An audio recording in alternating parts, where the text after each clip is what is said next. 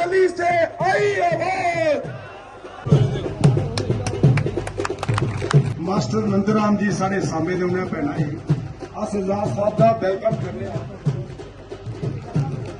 बात नहीं है। और जनाब आजाद साहब ने ये उस धरती से फादर साहब तल्लुक। मुलाजम कच्चे हैं, उनको पक्का करने का बंदोबस्त करना है। और सबसे जो कानून मैंने ही बनाया था रोशनी का, उस रोशनी के कानून को हम दोबारा बनाएंगे। और जितने भी हमारे, चाहे वो किसी भी धर्म का हो, किसी भी जाति, ये सोचना भी गलत है कि राजपूत और ब्राह्मण सब अमीर हैं। राजपूतों और ब्राह्मणों में भी बहुत सारे गरीब हैं, अपर कास्ट में भी गरीब हैं, दलित और SC ST तो गरीब हैं ही, बैकवर्ड में भी बहुत सारे गरीब।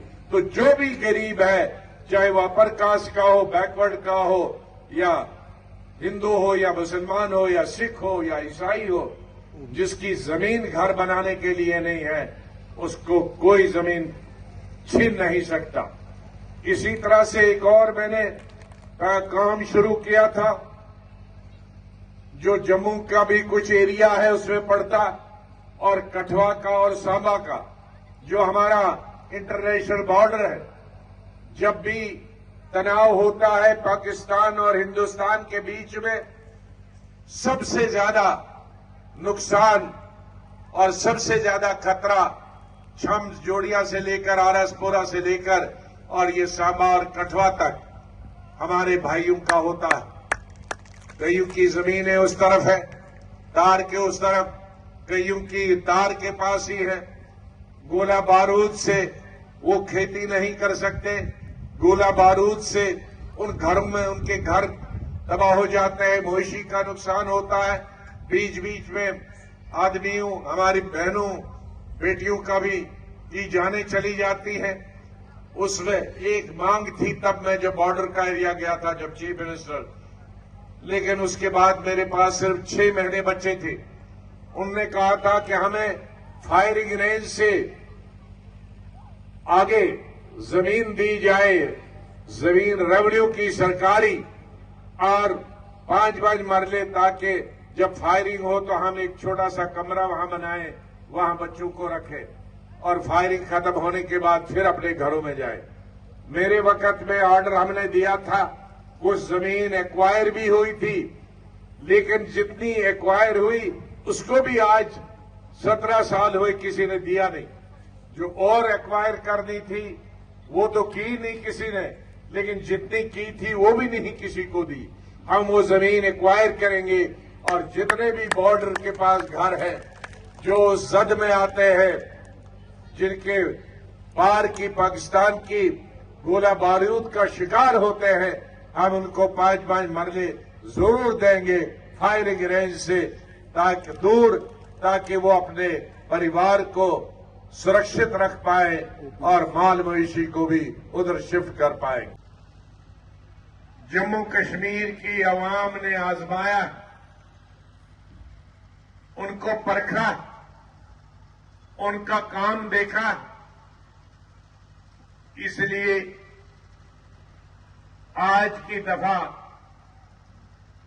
मेरे ख्याल में जम्मू कश्मीर के लोगों को नई राज्य सरकार, रियासत की सरकार चुनने में जितनी आसानी होगी, उतनी शायद कभी भी 75 साल में आसानी नहीं होगी। जिन पार्टियों को मौका नहीं मिला था 10 साल पहले तक,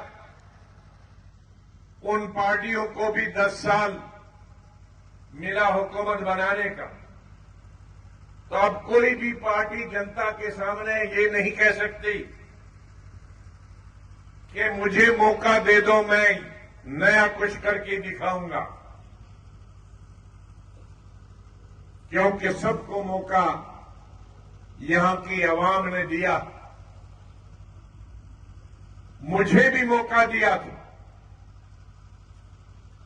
और मुझे आज फख्र है, मुझे इस बात की खुशी है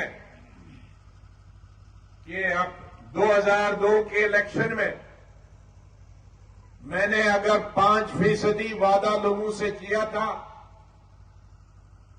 तो मैंने 1000% काम किया। जितने भी यहां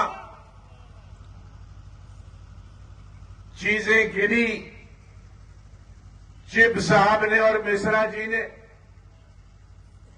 मैंने इनमें से एक चीज का भी वादा इलेक्शन में लोगों के साथ नहीं किया था। ये तमाम चीजें वादों के बगैर मैंने कर दिया। तो मेरे कहने का मतलब है, हमारा अनुभव है, हमारा तजुर्बा है इस रियासत का कि जितनी भी सियासी पार्टियां हैं, अगर 100 वादे करते हैं तो 5 मुश्किल से कर पाते हैं, 95 नहीं कर पाते। लेकिन हमारा रिकॉर्ड है स्टेट में भी और नेशनल लेवल पे भी कि अगर हम 5% वादे पूरे करते हैं तो 1000% काम करते हैं।